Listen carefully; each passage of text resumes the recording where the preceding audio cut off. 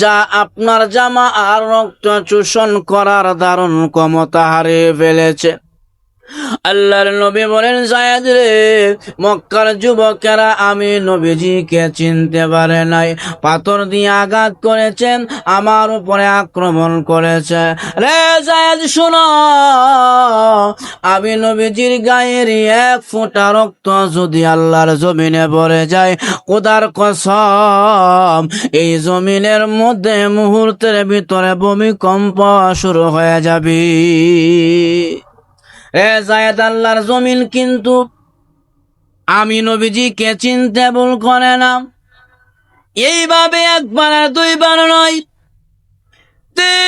তিনবার আল্লাহর নবীজিকে বেহুশ করে তায়েফের জমিনের মধ্যে শোয়া দিলেন। এমন সময় জিবরাইল আলাইহিস সালাতু ওয়াস সালাম ফেরেশতাদেরকে নিয়ে তায়েফের জমিনে আসলেন। আল্লাহর নবীর করুণ অবস্থা দেখিয়া জিবরাইল বলেন, ওগো নবীজি, আপনি যদি বলেন ওই তায়েফের কাফের যুবকদেরকে দুই পাহাড়ের মাঝখানে ফেলে আল্লাহ পাহাড় দিয়া তাদেরকে একবারে শেষ করে দিবে, আল্লাহর নবী কয় না, তায়েফের ছেলেপেলেরা আমি নবীকে চিনতে ভুল করলেও তাদের পরের প্রজন্ম আমি নবীর কালিমা গ্রহণ করবে। তাছাড়া জিবরাইল, আমি নবী দুনিয়াতে প্রতিশোধ নেওয়ার জন্য আসি নাই, আমি নবী প্রতিশোধ নিব না, আমি দেখি আমার রক্তের বিনিময় হইলেও তায়েফের জমিনে এলায়ে কালিমাতুল্লাহ জারি করা যায় কিনা। নবীজির রক্ত মাখা সেই তায়েফের জমিনের নবীর রক্ত পড়েছে, তায়েফের জমিনে কালিমা জারি হয়ে গেছে। আল্লাহর নবীজি শত কষ্ট করেও কালিমার দাওয়াত দিয়েছিলেন। এই জন্য আমার ভাইয়েরা, বিশ্ব নবী রাহমাতুল লিল আলামিন উম্মতের কাছে কালিমা পৌঁছানোর জন্য আল্লাহর নবী তায়েফে মার খেয়েছেন, নবীজি খন্দকে মার খেয়েছেন, আল্লাহর নবী উহুদের যুদ্ধে নবীজি মার খেয়েছেন। উহুদের যুদ্ধের ময়দানে বিশ্ব নবী রাহমাতুল লিল আলামিনের মুখের দান শহীদ হয়ে গেছেন। এরপর আল্লাহর নবী আল্লাহর কালিমা ছাড়ে নাই। এজন্য আমার ভাইয়েরা, কালিমার দাওয়াত দিতে যাইয়া আপনার আমার কষ্ট হলেও কালিমার দাওয়াত বন্ধ করা যাবে না। আল্লাহর কালিমা এলায়ে কালিমাতুল্লাহর দাওয়াত বন্ধ করা যাবে না। আজকে কালিমাকে বন্ধ করে দেওয়ার জন্য আমাদের সমাজে কিছু নামদারি লেবালদারি কিছু মানুষ আজকের কালিমাকে বন্ধ করে দেওয়ার জন্য বড় পায় তারা করতেছে। লক্ষ্য করে দেখেন, বাংলাদেশের মধ্যে একটি শয়তানি দল আছে যার নাম হিজবুত তাওহীদ। এই হিজবুত তাওহীদ একটি শয়তানি ভ্রান্ত দল। হিজবুত তাওহীদ মুশরিকি দল। হিজবুত তাওহীদ আজকে মুসলমানদের ঈমান আর আকীদা, মুসলমানদের তাহজিব তামাদ্দুনকে ধ্বংস করার জন্য হিজবুত তাওহীদ নামক একটি শয়তানি দল আজকে মুসলমানদের মধ্যে ভ্রান্তি স্বীকার করার জন্য, মুসলমানদের মধ্যে ভ্রান্তি একটা দল একটি মুসলমানদের মধ্যে ফাসলা সৃষ্টি করার জন্য হিজবুত তাওহীদ নামক একটি দল আজকে মুসলমানদের পিছনে কাজ করছে। ওরা মুশরিকি দল, ওরা তাওহীদ মানে না, নবীর রিসালাত মানে না, পর্দা মানে না, কোরআন মানে না, নবীর সাহাবী মানে না, নবীর সাহাবীদের আদর্শ মানে না, নবীর সুন্নাত মানে না। তারা নাকি হিজবুত তাওহীদ, তাওহীদের দল। আসলে হিজবুত তাওহীদ নয়, এরা শয়তানের দল। ওরা দুনিয়ার মধ্যে মুসলমানদের মধ্যে ফিতনা সৃষ্টি করার জন্য এমন করতেছে। এজন্য আমি বাংলাদেশ সরকারকে বলবো, এই হিজবুত তাওহীদ নামক শয়তানি দলকে চিরদিনের জন্য বাংলার জমিন থেকে নিষিদ্ধ করতে হবে। আর না হলে কিন্তু এই হিজবুত তাওহীদের বিরুদ্ধে আফামা মুসলিম জনতা আবার দুবরার আন্দোলন গড়ে তুলবে। হিজবুত তাওহীদ মুসলমানের একটি দুশমনী দল।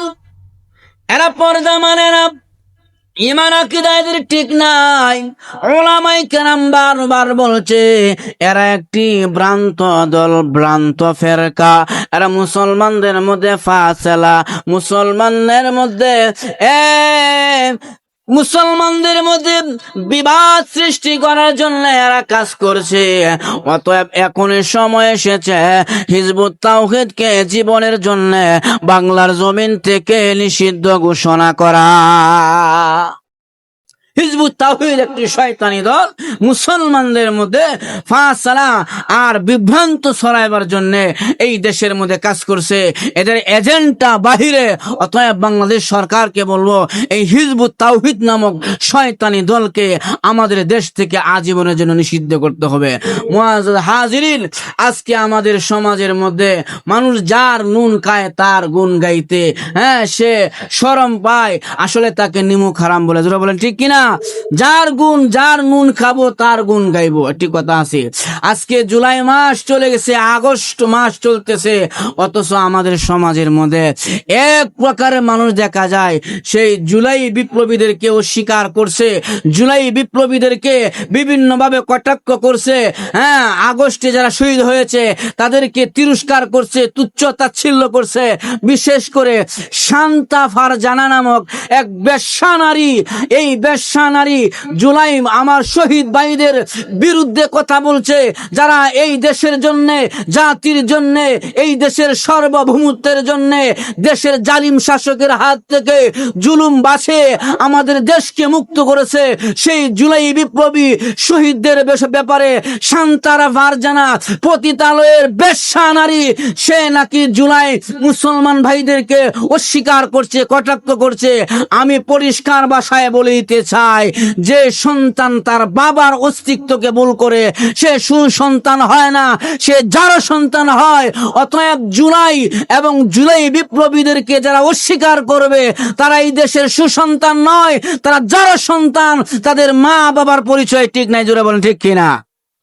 এই শান্তা ফারজানা আমাদের দেশের মধ্যে একটা বিভ্রান্তি, এই দেশের মধ্যে দেশকে অস্থির করার জন্য, এই দেশের মধ্যে ফিতনা সৃষ্টি করার জন্য সে জুলাই বিপ্লবীদেরকে নিয়ে কথা বলে। আমি দেশের প্রশাসনকে বলবো, সরকারকে বলবো, আমাদের অস্তিত্ব ভুলে গেলে চলবে না, ইতিহাস ভুলে গেলে চলবে না, 2-3 বছর আগের ইতিহাস ভুলে গেলে চলবে না। এই আগস্ট মাসের মধ্যে হাজারো হাজারো মা তার সন্তানকে রাজপথে হারিয়েছে, হাজারো হাজারো ভাই তার বোনকে হারিয়েছে, বোন তার ভাইকে হারিয়েছে। জালিম সরকারের হাত থেকে দেশের সার্বভৌমত্ব, এই দেশের স্বাধীনতাকে চিনে এনেছে। অতএব জুলাই বিপ্লবীদেরকে অস্বীকার করার কোনো সুযোগ নাই। অতএব তাদেরকে স্বীকার করতে হবে এই দেশকে তারা দ্বিতীয়বারের মতন স্বাধীনতা করেছে, স্বাধীন করেছে। আমরা যারা শহীদ হয়েছেন 24শে জুলাই, আগস্টে, আমরা তাদের বিদ্রোহী আত্মার মাগফিরাত কামনা করি এবং যারা এখনো আছে তাদের হায়াতে তৈয়বা এবং সুস্বাস্থ্য নেক হায়াত কামনা করি। আর যারা জুলাই বিপ্লবীদের বিরুদ্ধে কথা বলবে তাদেরকে অবশ্যই শাস্তির আওতায় এনে তাদেরকে উপযুক্ত শাস্তি দিতে হবে। বিশেষ করে এই নর্তকী শান্তা ফারজানাকে অবশ্যই তাকে বিচারের আওতায় আনতে হবে, তাকে কঠিন শাস্তি দিতে হবে, তাকে বিচারের কাঠগড়ায় দাঁড়িয়ে তার বিচার করতে হবে। আর না হলে এই দেশের মানুষ আবারও 24শে জুলাইয়ের মতন আবারও আন্দোলন গড়ে তুলবে। আমার ভাইয়েরা, এই দেশ স্বাধীন হয়েছে, আবার স্বাধীন হয়েছে, আমরা তাদের কৃতজ্ঞ জানাই। তাদের যারা চলে গেছে তাদের রুহের মাগফিরাত কামনা করি। আর যারা তাদের বিরোধী করবে আমরা তাদের শাস্তির আহ্বান জানাবো সরকারের কাছে। আল্লাহ তাআলা আমাদের সবাইকে সঠিক বুঝার তৌফিক দান করুক, আমিন। আল্লাহর নবী, বিশ্ব নবী রাহমাতুল লিল আলামিন যখন নাকি তায়েফের জমিনে গিয়েছিলেন এক আল্লাহর দাওয়াত দেওয়ার জন্য, নবীজির নানার দেশ তায়েফের ময়দান বড় মনে আশা নিয়া তায়েফে গিয়েছিলেন। তায়েফের জমিনে যাইয়া যুবকদেরকে একত্রিত করে বলে, হে তায়েফের যুবকেরা, আমি নবী, আমার উপরে নবুয়ত এসেছে, আল্লাহর কোরআন এসেছে, এক আল্লাহর গোলামি করো, বহু কুদার গোলামি ছেড়ে দাও। ইয়া কওমে বুদুল্লাহ মা লাকুম মিন ইলাহিন গায়র, হে আমার জাতি, হে আমার সম্প্রদায়, তোমরা এক আল্লাহর গোলামি করো, গায়রুল্লাহর ইবাদত বাদ দাও। আল্লাহর নবী, বিশ্ব নবী রাহমাতুল লিল আলামিন যখন লাগে এই দাওয়াতটা তায়েফের জমিনে নবীর জবান থেকে যখন নাকি ছেড়ে দিলেন, তায়েফের যুবকেরা আল্লাহর নবীকে পাগল বলিয়া নবীর উপরে পাথর দিয়ে আঘাত করতে শুরু করলেন আর বললেন, এ শুনছ, আমাদের তায়েফে একজন পাগল আসছে, সে আমাদের খোদার বিরুদ্ধে কথা কয়, মূর্তি পূজার বিরুদ্ধে কথা কয়, গায়রুল্লাহর বিরুদ্ধে কথা বলে। আল্লাহর নবীকে পাগল বলিয়া তায়েফের যুবকেরা নবীজির উপরে আক্রমণ শুরু করে দিল। আমার নবী ডাক দিয়া কয়, তায়েফের যুবকেরা রে, আমি নবী পাগল নয়, আমি হইলাম আল্লাহর পয়গম্বর। পাগল বলে নবীজির উপরে আক্রমণ শুরু করে। নবীজির সাথে ছিলেন নবীজির পালক ছেলে যায়েদ ইবনে হারেসা রাদিয়াল্লাহু আনহু। যায়েদ ইবনে হারেসা রাদিয়াল্লাহু আনহু উনি আল্লাহর নবীর তায়েফের সঙ্গী ছিলেন। নবীজির উপরে যখন আক্রমণ শুরু করে দিলেন, হযরতে যায়েদ ইবনে হারেসা রাদিয়াল্লাহু আনহা নবীজিকে এমন ভাবে ব্যারিকেড দিতে লাগলেন আর বলতে লাগলেন, তায়েফের যুবকেরা, মুহাম্মদকে তোমরা এইভাবে আঘাত করিও না, নবীজিকে এইভাবে আঘাত করিও না, উনি আল্লাহর পয়গম্বর, উনার উপরে তোমরা যেভাবে আঘাত করতেছ, আল্লাহ যদি নারাজ হয়ে যায়, জমিনের মধ্যে ভূমিকম্প শুরু হয়ে যাবে। কে কার কথা শুনে রে ভাই? আল্লাহর নবীকে এইভাবে মারতে মারতে যায়েদ ইবনে হারেসা বলে, যুবকেরা রে, যদি মারতে হয় আমি যায়েদকে মারো, এরপরও আমার মায়ার নবীর গায়ে আঘাত করিও না। রে তায়েফের যুবকেরা, তোমরা কি জানো না ওই নবীর শরীরের মধ্যে দুনিয়ার মশা মাছি পর্যন্ত বসে না? এত মুহাব্বত আর ভালোবাসে আমার আল্লাহ নবীকে, আর ওই নবীর পবিত্র শরীরের মধ্যে তোমরা আঘাত করতেছ। যায়েদ ইবনে হারেসা বলেন, আমি তাকায়া দেখি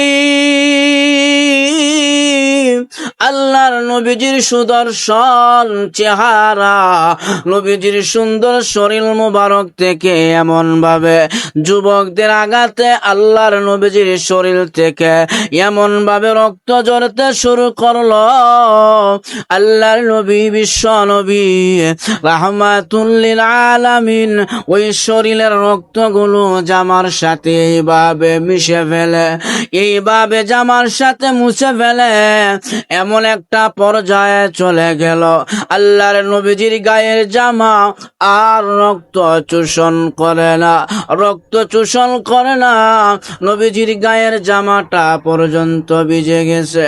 হযরতে যায়েদ ইবনে হারেসা বলেন, ইয়া রাসূলুল্লাহ, ইয়া হাবিবাল্লাহ, আল্লাহর নবী গো, এইভাবে নিজের গায়ের জামা দিয়া নিজের শরীরের রক্ত কেন মুছেন?